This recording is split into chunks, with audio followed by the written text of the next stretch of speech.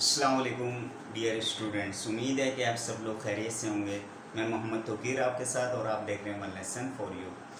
आज का जो हमारा लेसन है वो पिछले लेसन से रेलेवेंट है, यानी पार्ट 2 डेली यूज सेंटेंसेस का।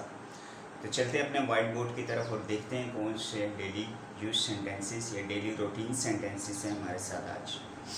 सो व्हाट, तो क्या, इस सिचुएशन में हम इस्तेमाल करते हैं जब हमसे कोई कलाम करे, बात करे कि आप अभी तक यहीं पे बैठे हुए हैं, तो हम उसे रिप्लाई करें सो व्हाट, तो क्या हुआ या तो क्या।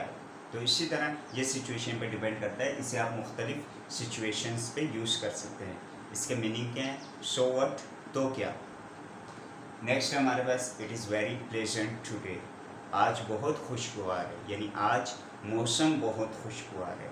जब हमारे पास सिचुएशन में कोई नाउन मेंशन ना हो तो आमतौर पे ये जुमला जो है वेदर के लिए इस्तेमाल होता है, यानी आज मौसम बहुत खुशगवार है। The river is in flood, दरिया चढ़ा हुआ है या दरिया में तूफ़ानी आई है। जैसे कि न्यूज़ में आजकल भी देखने को मिल रहा है कि बारिशों की वजह से कराची का जो दरिया है वो चढ़ा हुआ है। तो हम इस सिचुएशन में क्या बोलेंगे, the river is in flood, दरिया चढ़ा हुआ है या दरिया में तूफ़ानी आई हुई है। आई हैव हेडेक, मेरे सर में दर्द है। आई हैव हेडेक, और इसकी जगह हम ये भी यूज़ कर सकते हैं I have pain in my headache, मेरे सर में दर्द है। ठीक है, पेन बेसिकली हर चीज़ के लिए इस्तेमाल होता है जहाँ पे भी दर्द हो। पेन दर्द के माने में इस्तेमाल होता है, लेकिन आमतौर पे सर के लिए हम जो है ये जुमला इस्तेमाल करते हैं आई हैव हेडेक, मेरे सर में दर्द है। I M starving, I am starving, I am starving, मुझे बहुत भूख लगी है, मुझे बहुत ज़ोर से भूख लगी हुई है। I am very grateful to you, मैं आपको बहुत शुक्रगुजार हूँ। जब हम पे कोई एहसान करे, कोई हमारी अच्छी फेवर करे, उस सिचुएशन में हम थैंक यू भी बोल देते हैं, और पूरा जुमला जब हम बोलना चाहें तो उस सिचुएशन में हम I am very grateful to you on this favour, आपकी इस फेवर, आपके इस एहसान के बदले में मैं आपको बहुत शुक्रगुजार हूँ। Wish you all the best, wish you all the best, ये हम किसी को दुआ जब कहते हैं, दुआया कलिमा कहते हैं कि आपके तमाम काम अच्छे हों या कामयाबी आपके कदम चूमे। और ये नॉर्मली हम जब अपनी कन्वर्सेशन एंड कर रहे होते हैं तो या ईमेल वगैरह या टेक्स्ट वगैरह कर रहे होते हैं तो एंड में हम ये जुमला बोलते हैं या लिखते हैं wish you all the best. Many happy returns of the day, अक्सर जो सेरेमनीज होती हैं या फंक्शंस होते हैं या हैप्पी बर्थडे या इस तरह की हैप्पी मैरिज, वो जो हमारे पास छोटे छोटे कार्ड्स वगैरह होते हैं आप स्टेशनरी से ख़रीदते हैं तो उनमें भी ये जुमला लिखा होता है many happy returns of the day, ये मुबारक दिन बार बार आपकी ज़िंदगी में है, ये खुशगवार दिन बार बार आपको नसीब हो, ये अच्छा दिन आपको बार बार मिले। इट डज़ नॉट मैटर, कोई बात नहीं, हम ये इस सिचुएशन में इस्तेमाल करते हैं जब आपको कोई फ़िक्र ना हो। इट डज़ नॉट मैटर, कोई बात नहीं, कोई मसले की बात नहीं। राइस हैज़ गॉन अप, चावल के दाम बढ़ चुके हैं। राइस हैज़ गॉन अप, चावल महंगे हो चुके हैं। यहाँ पे आप कुछ भी लिख सकते हैं as a noun. Rice has gone up, petrol has gone up, petrol की कीमत बढ़ चुकी है। ओके, और इसी तरह oil has gone up, oil के दाम, तेल के दाम बढ़ चुके हैं। लेट इट गो, जाने दो, लेट इट गो, जाने दो, यानी ये भी जब आप केयर ना करें किसी चीज़ की तो उस सिचुएशन में आप इस्तेमाल कर सकते हैं लेट इट गो, कोई बात नहीं, जाने दो। What is the time by your watch, जब हम किसी से वक्त पूछते हैं, टाइम पूछते हैं तो उस सिचुएशन में हम ये दो जुमले इस्तेमाल करते हैं।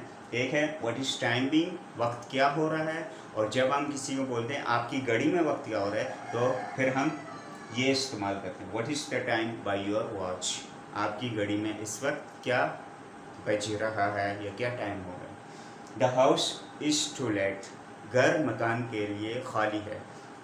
इसके लिए एक और जुमला भी इस्तेमाल कर सकते हैं this house is vacant for rent, ये घर किराए के लिए खाली है। लेकिन ये the house is to let ये नॉर्मल सिंपल जुमला है। The house is to let, मकान किराए के लिए खाली है। ये जो टू लेट है ये आपने फोकस किया होगा, कभी आपने देखा होगा बिलिंग बोर्ड्स लगे होते हैं मेन शाहराहों में, वहाँ पे लिखा होता है बड़ा बड़ा टू लेट, किराए के लिए खाली। नीचे कभी कभार नंबर दिया होता है और कभी उस जगह का नाम दिया होता है, जैसे कि this apartment is to let, या सिर्फ लिखा होता है टू लेट और आगे नंबर वगैरह नहीं होता है। तो इसकी मीनिंग क्या होता है? टू लेट खाली है, यानी किराए के लिए खाली है। तो the house is to let का क्या मानी हुआ? ये मकान किराए के लिए खाली है। नेक्स्ट है हमारे पास गेट रेडी, तैयार हो जाओ। जब हम किसी को कन्वेंस कर रहे होते हैं, गेट रेडी, आप तैयार हो जाओ। Get ready to go with us, हमारे साथ जाने के लिए तैयार हो जाओ। Get ready to have breakfast, नाश्ता करने के लिए तैयार हो जाओ। यानी गेट रेडी, तैयार हो जाओ, और आगे कोई भी आप जुमला इसमें लगा सकते हैं और बना सकते हैं।